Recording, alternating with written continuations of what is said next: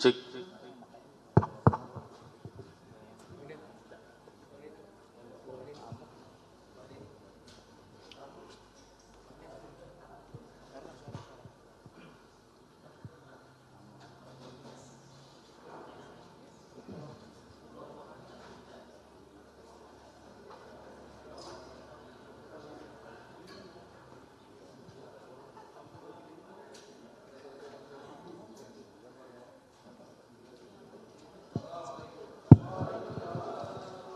Baik, kita mulai. Bismillahirrahmanirrahim. Assalamualaikum warahmatullahi wabarakatuh. Alhamdulillahirrabbilalamin. Allahumma sholli ala sayyidina Muhammad wa ala alihi washabihi ajmain. Terima kasih banyak rekan-rekan wartawan sudah hadir semuanya beserta jajaran para pengurus PKS yang juga hadir. Di tengah-tengah kita sudah ada Presiden PKS didampingi oleh Bendahara Umum Bapak Mahfud Abdurrahman, dan juga Ketua DPP PKS Bapak Muzammil Yusuf dan Ketua DPP PKS Bapak Ahmad Ru'yat yang akan memberikan konferensi pers terhadap situasi politik terakhir. Dan mohon maaf agak sedikit menunda karena tadi Pak Presiden juga sambil menunggu forum di Surabaya sehingga kita lakukan setelahnya. Kepada Presiden PKS kita persilakan. Baik, makasih. Assalamualaikum warahmatullahi wabarakatuh. Selamat sore, salam sejahtera untuk kita semuanya. Alhamdulillah, wassalatu wassalamu ala rasulillah wa ala alihi wa sahbihi wa wala wa la hawla wa la quwata illa billah amma ba'du. Yang sama-sama kita hormati, kita banggakan Bendahara Umum PKS Pak Mahfud Abdurrahman, juga Ketua DPP Bidang Polhukam Pak Muzammil Yusuf, dan juga Ketua DPP Bidang BPW Banjabar Pak Ahmad Ru'yat. Insan pers yang saya hormati, saya banggakan, hadirin hadirat sekalian yang berbahagia. Tentu saya mengucapkan terima kasih atas kehadirannya dalam kesempatan sore hari ini, sehingga bisa memberikan apa yang hari ini akan saya sampaikan dalam kesempatan mensikapi berbagai situasi terkini menyongsong perhelatan Pilpres tahun 2024. Tentu DPP PKS sangat berkepentingan untuk menyampaikan beberapa hal yang perlu saya sampaikan. Saya pertama mungkin mengucapkan juga permohonan maaf terlebih dahulu tidak bisa hadir di Surabaya ya. Ini tadi saya sudah bertelepon ke Ketua Umum PKB yang kemarin mengirim utusannya kepada saya untuk menyampaikan surat. Ya, tadi saya telepon, terima kasih atas surat yang telah diberikan. Cuma kami mohon maaf tidak bisa hadir ke acara di Surabaya. Berikut beberapa hal yang mungkin saya perlu sampaikan. Pertama, PKS sangat menyambut baik dan mengucapkan ahlan wa sahlan wa marhaban atas bergabungnya Partai Kebangkitan Bangsa dalam Koalisi Perubahan untuk Persatuan yang mengusung Bapak Anies Rashid Baswedan sebagai bakal calon Presiden Republik Indonesia pada Pilpres tahun 2024. Insya Allah ini akan semakin mengokohkan semangat untuk memenangkannya, dan insya Allah kita semakin optimis untuk meraih kemenangan pada Pilpres tahun 2024 untuk mewujudkan Indonesia yang adil, sejahtera, dan bermartabat. Kami menghormati juga keputusan Partai Nasdem dan Partai Kebangkitan Bangsa yang telah mendeklarasikan pasangan Bapak Anies Rashid Baswedan sebagai bakal calon Presiden Republik Indonesia dengan Bapak Abdul Muhaimin Iskandar sebagai bakal calon Wakil Presiden Republik Indonesia yang akan maju pada Pilpres tahun 2024. Saudara sekalian, kami mengacu pada anggaran dasar kami di PKS sesuai pasal 16 Anggaran Dasar PKS ayat 2 huruf I menyatakan bahwa kewenangan untuk menetapkan kebijakan partai berkenaan dengan pemilihan presiden dan atau wakil presiden Republik Indonesia adalah Majelis Syuro sebagai majelis permusyawaratan tertinggi partai yang keanggotaannya terdiri dari perwakilan anggota PKS dari seluruh Indonesia. Pada musyawarah Majelis Syuro yang ke-8, PKS telah menetapkan Bapak Anies Rashid Baswedan sebagai baca pres yang diusung oleh PKS. Adapun rekomendasi nama Bapak Abdul Muhaimin Iskandar sebagai bakal calon wakil presiden, insya Allah akan diusulkan untuk dibahas pada musyawarah Majelis Syuro Partai Keadilan Sejahtera. Kami memahami dan menghormati juga keputusan Partai Demokrat yang keluar dari Koalisi Perubahan untuk Persatuan dan mencabut dukungan terhadap pencalonan Bapak Anies Rashid Baswedan sebagai baca pres tahun 2024. Sesungguhnya ya kami masih sangat berharap pada Partai Demokrat untuk bisa tetap berada dalam Koalisi Perubahan untuk Persatuan dan mengusung Saudara Anies Rashid Baswedan sebagai baca pres Republik Indonesia. Saya kira demikian konferensi pers yang perlu saya sampaikan. Berapa poin ini kami mohon dukungan dari seluruh rakyat Indonesia, juga doa dan nasihat dari para kiai, alim ulama, para habaib dan tokoh masyarakat agar dapat terus istiqomah berjuang untuk kebaikan umat, bangsa, agama dan negara. Kurang dan lebihnya saya mohon maaf. Wallahu waliyut taufiq ila aqwamit thoriq. Nasrun minallahi wa fathun qarib. Assalamualaikum warahmatullahi wabarakatuh. Saya kira nanti terkait dan kalau ada pertanyaan dan sebagainya, saya serahkan nanti kepada juru bicara saya, Pak Dr. Al-Muzammil Yusuf. Baik, terima kasih kepada Bapak Presiden sudah memberikan konferensi pers. Dipersilakan untuk kembali ke tempat. Untuk rekan-rekan wartawan mungkin yang nanti mau doorstop atau ada pertanyaan bisa disampaikan ke Pak Muzammil. Baik, kalau ada pertanyaan teman-teman.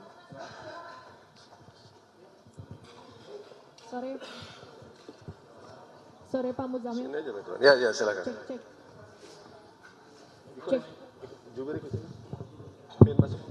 Oke, sore Pak Muzammil, Cecilia dari Metro TV. Pak, pertanyaan pertama, alasan kenapa Pak Presiden tadi tidak bisa hadir ke Surabaya dan di Surabaya itu siapa yang mewakilkan?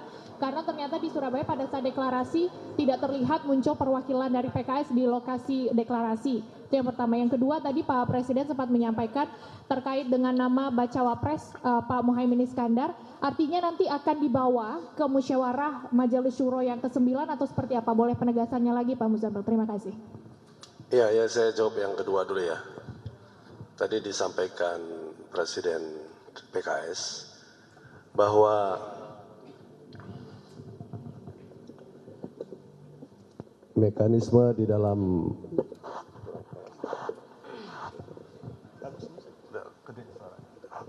ini mungkin suara saya serak ya, jadi kurang cocok sama semua mic ini.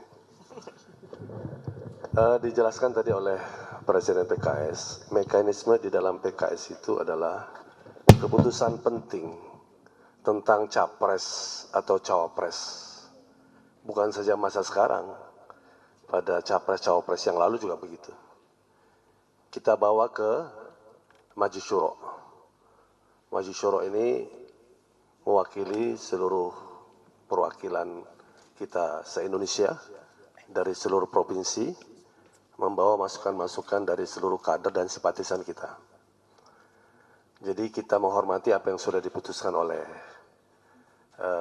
Nasdem dan PKB, tapi kami perlu sesuai dengan prosedur organisasi membawa itu ke dalam Majelis Syuro kami. Ya.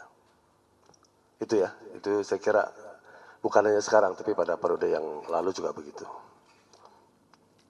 Adapun ketidakhadiran kami pada hari ini saya kira tidak mengurangi apa-apa dari acara yang dibuat oleh teman-teman PKB dan Nasdem. Kami sangat menghormati, kami bahkan mengikuti di atas. kami ikuti. Dan pernyataan kami hari ini kan menegaskan itu. Kami bersama koalisi, karena koalisi itu ditegaskan tadi oleh Capres Anies Baswedan juga menerima masuknya PKB. Jadi kami pun di sini menyambut, ya. Saya kira tidak mengurangi rasa hormat kami terhadap apa yang telah berlangsung di Surabaya. Saya kira itu.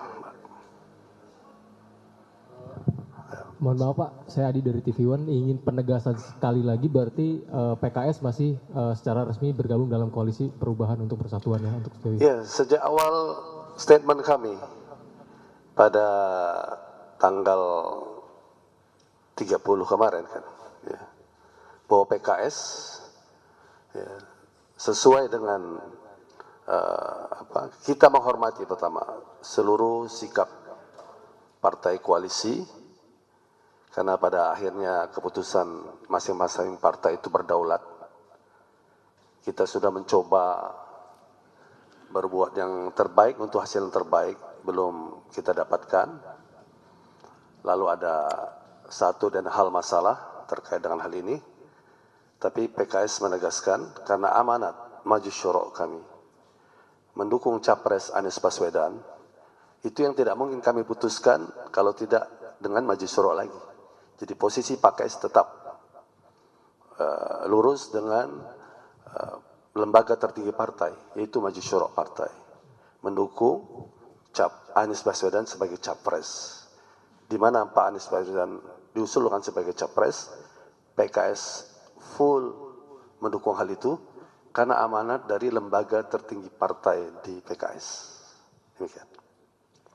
Saya masih menjahit pertanyaan yang sebelumnya Pak. Tadi ditanyakan untuk ketidakhadiran PKS ke Surabaya itu bukan perkara besar, tetapi alasan spesifiknya, adakah alasan kenapa PKS tidak hadir di sana Pak? Ya, kami sesungguhnya berharap ya, ada prosedur yang bisa lebih bagus daripada situasi hari ini. Sesungguhnya koalisi 3 partai itu tidak akan mengalami goncangan apa-apa ketika masuknya PKB dengan cara yang smooth. Bisa kita lakukan itu. Tapi takdir yang terjadi tidak seperti itu. Oleh karena itu kami ya kalau menyesali apa yang terjadi ya, tapi kita tetap berusaha ke depan, tetap menata koalisi kita ini. Tadi statement Presiden Partai juga, kita berharap teman Demokrat, ya kita hormati sekali, kita pahami betul apa yang menjadi ketidaknyamanan Partai Demokrat, tapi kita terus menghimbau PKS akan terus berdialog dengan Demokrat untuk marilah kita merajut kembali jika masih memungkinkan di dalam koalisi perubahan untuk persatuan ini. Saya kira dalam pertimbangan itu bisa dipahami ya. Terima kasih Pak. Terima kasih Pak. Assalamualaikum. Nama saya Genta dari Antara. Pertanyaannya, apakah sudah dijadwalkan Pak untuk pertemuan dengan Majelis Syuro, dan apakah agenda, maksud saya, apakah usulan terkait Caimin ini apakah hanya menjadi satu-satunya usulan yang disampaikan di forum itu? Apakah kemungkinan-kemungkinan lain seperti kan juga berkembang ada usulan untuk membentuk poros baru Demokrat, PKS, dan P3. Apakah itu juga akan disampaikan di situ? Seperti apa Pak? Terima kasih. Ya, Majelis Syuro kita itu terdiri dari tokoh-tokoh senior PKS dari seluruh provinsi. Mereka datang membawa aspirasi seluruh kader dan simpatisan. Tema utamanya saya kira tentang tema Capres-Cawapres. Tapi nuansa pertimbangan bisa banyak sekali. Ya. Tapi saya kira tema utamanya itu. Capres sudah, berarti tinggal Cawapres. Kapan waktunya? Dalam waktu dekat nanti kalau sudah fix kita kabarkan ke teman-teman media. Pak, permisi. Coba yang belakang, kasihan yang belakang dulu. Pak. Yang kanan ya. Ya itu. Kamu itu. Ya, kasihan itu. Assalamualaikum, Ustaz. Ya. Saya Sofyan Surakarya. Ada yang Dari mana Anda? Dari mana? Dari Surakarya, Pak. Surakarya, Iya, oke. Ustaz. Ustaz, yang terkait mengenai, kita tahu bahwa koalisi perubahan ini kan mengusung bahwa Mas Anies Baswedan sebagai calon presiden dan itu menjadikan antitesa dari Pak Jokowi ya. Semua orang tahu bahwa tokoh seperti Anies Baswedan adalah tokoh yang akan berubah, akan melakukan perubahan bagi Indonesia. Tapi ternyata kenyataan hari ini adalah calon wakil presiden adalah Caimin yang kita tahu bahwa ada di pemerintahan dan itu jelas tidak melihat bahwa dia adalah sosok perubahan. Bagaimana Ustadz mengomentari seperti ini? Karena ini sudah keputusan, lalu saya juga ingin tahu apakah ini menjadi sebuah kesulitan lagi ataukah memang ada dari beberapa daerah yang sebetulnya kecewa dengan keputusan yang bisa dikatakan sepihak oleh Nasdem. Terima kasih. Assalamualaikum. Assalamualaikum warahmatullahi wabarakatuh. Ya, perubahan dan keberlanjutan itu sudah merupakan keniscayaan, baik dalam pemerintahan nasional, pemerintahan daerah, ya, di mana saja. Jadi saya kira perubahan dan keberlanjutan itu tema yang wajar diusung. Ya. Bahkan kalau mereka yang di dalam pemerintahan pun berbicara itu juga saya kira wajar saja. Dalam konteks perubahan lebih baik. Keberlanjutan yang memang baik, saya kira gitu. Jadi Mas yang mengatakan Pak Anies antitesis, saya kira bukan antitesis. Yang kita bawa adalah kita berharap Indonesia yang lebih baik ke depan. Dengan cara apa?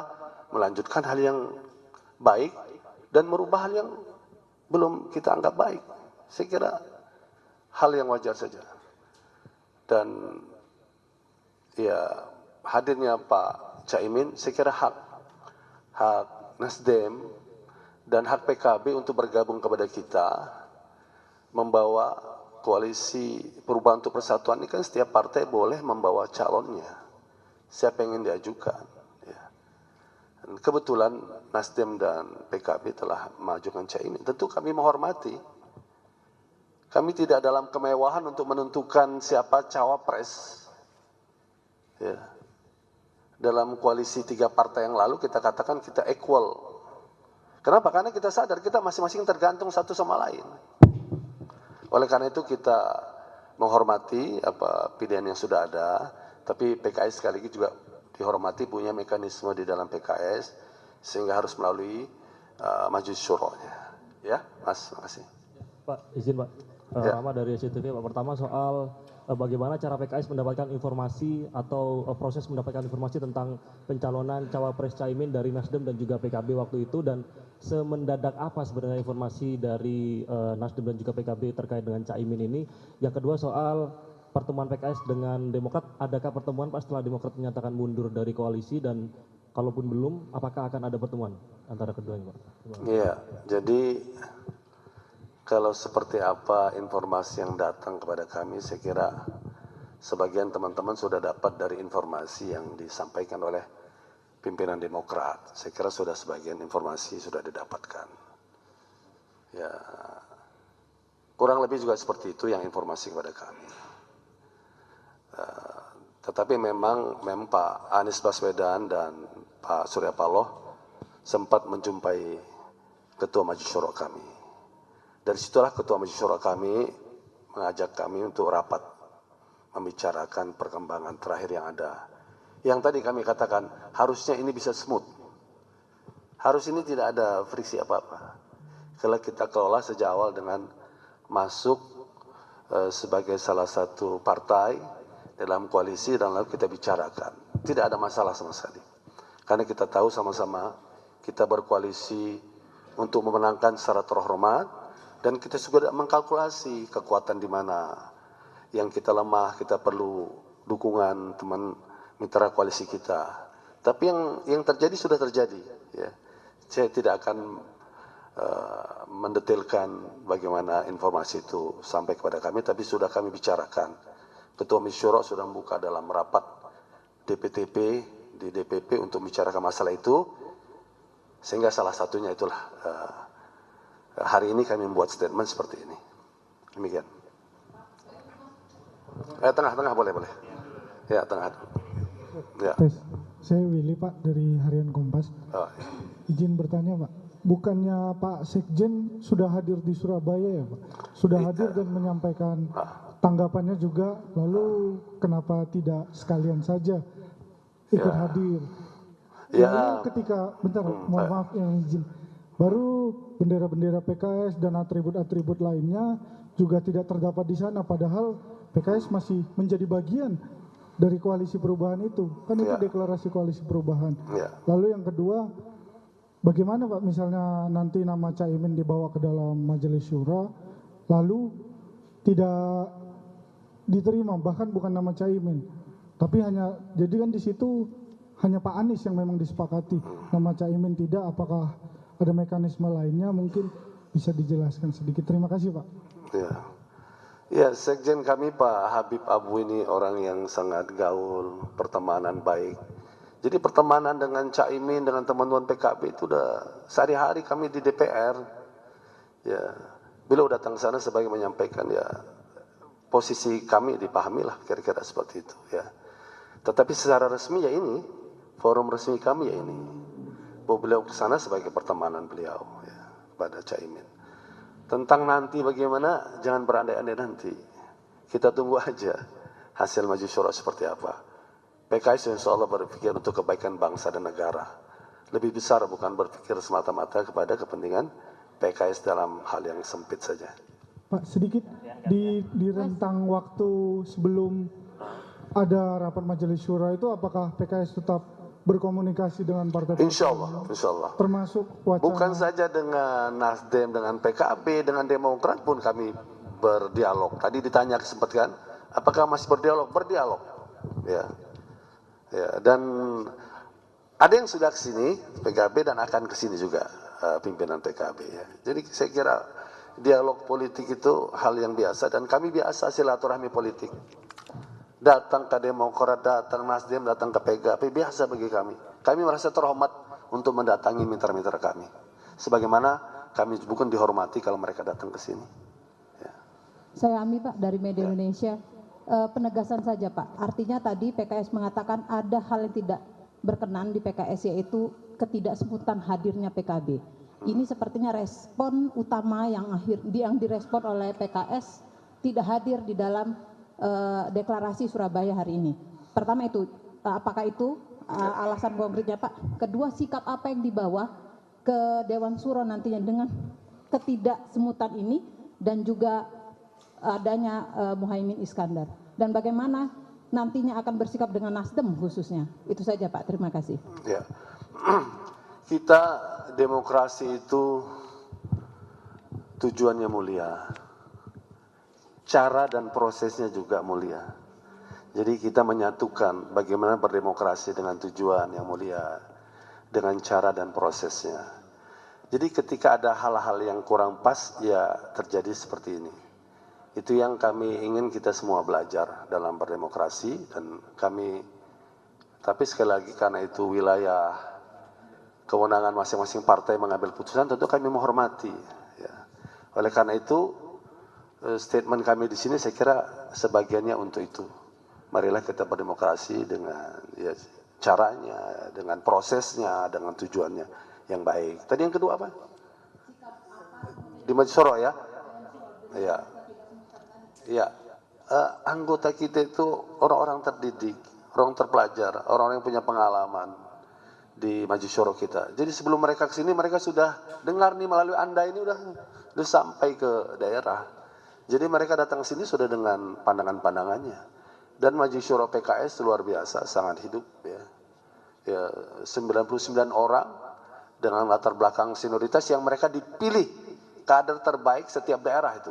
Anggota Majelis Syuro itu dipilih oleh hasil pemilihan rakyat di provinsi masing-masing. Jadi orang paling dipercaya dari daerahnya itu akan berbicara. Nah, itulah mekanisme kami, itulah proses demokrasi juga yang ada di dalam PKS. Ya.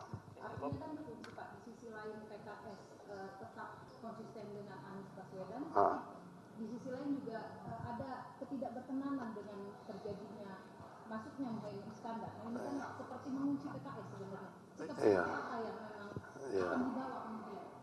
Ya, cara pandang anggota Majelis Syuro yang saya katakan tokoh-tokoh senior itu, mereka punya cara pandang yang luas. Jadi yang kalau dibilang Mbak tadi keterkuncian, keterjepitan, tidak ada ya. Semua persoalan diambil solusinya. Ada solusi-solusi terbaik, ada solusi-solusi yang terbaik di antara yang ya, tidak baik mungkin. Kita tetap harus mengambil keputusan dan itu kita lakukan dengan syuro kita. Ya. Baik, terakhir. Terakhir. Ya udah mic-nya terakhir ya. Yuk. Izin Pak, Dian dari Kompas TV. Pak, terakhir singkat saja, nanti kalau keputusan Majelis Syuro tidak berkenan terhadap Caimin, ini apa artinya? Apakah PKS akan keluar dari koalisi Persatuan untuk Perubahan dan kemudian apakah terbuka nantinya untuk menciptakan poros baru dan apakah sesungguhnya sejak Imin masuk ke koalisi perubahan sudah ada lobby-lobby untuk bergabung dengan poros baru, misalnya menciptakan poros baru dengan Demokrat, atau sudah ada yang melobi partai lain, Pak? Terima kasih. Kalau melobi itu yang namanya melobi bukan hanya sekarang, udah banyak sekali yang melobi PKS sebelum-sebelumnya. Tidak terkait dengan ini pun sudah ada yang melobi. Ya. Tapi kalau pertanyaan Anda bagaimana dengan nanti Caimin dan lain-lain gimana? Ya kita jangan berandai-andai, kita tunggu saja Majelis Syuro ya. Dan anggota Majelis Syuro PKS itu kita berpikir kemaslahatan bangsa dan negara yang lebih besar. Itu garis bawahi. Kita memilih yang calon pemimpin ke depan bertanding ya, yang kita syurokan kira-kira bisa membawa iklim yang lebih baik untuk Indonesia ke depan. Saya kira itu teman-teman semua, terima kasih sekali lagi. Mohon maaf kalau ada yang kurang berkenan. Assalamualaikum warahmatullahi wabarakatuh. Waalaikumsalam. Terima kasih teman-teman media semua yang sudah hadir. Setelah ini masih ada para juru bicara yang akan standby di sini. Kalau ada teman-teman yang mau butuh statement atau memperdalam melalui doorstop, ada Pak Fathul Bari dan yang lainnya, Pak Pipin dan Pak Iqbal sebagai juru bicara akan melayani nanti. Silakan kalau mau foto teman-teman.